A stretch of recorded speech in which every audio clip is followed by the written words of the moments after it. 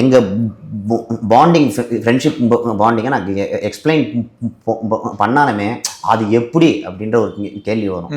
அது எனக்கு அனுபவிச்சு தான் நான் இது பண்ண முடியும். கரெக்ட். 4 மாதம் 4 வருஷத்தில் ஒருத்தன் மாறல, 4 மாதத்தில் கடவுளாக 4 வார்த்தை நல்லதாக பேசுகிற ஒரு பொண்ணை ஃப்ரெண்டாக கொடுத்துருக்கான். நீங்கள் அந்த பாசிட்டிவிட்டி 4 வருஷம் டார்க்னஸில் இருந்தவனுக்கு தான் தெரியும். நீ 4 மாதத்தில் மாறிட்டேன்னு அடிக்க முடியுதுல்ல கமெண்ட் பண்ணால. அப்போ 4 வருஷம் நான் எப்படி இருந்திருந்தேன்னா அந்த 4 மாதம் நான் சீரியஸாக அவங்களோட மோட்டிவேஷன் எடுத்திருப்பேன் லைஃப்.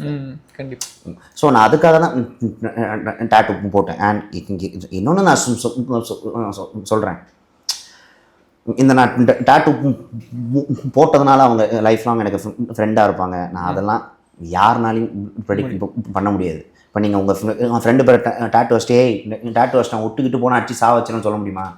யாருக்குமே உரிமை கிடையாது.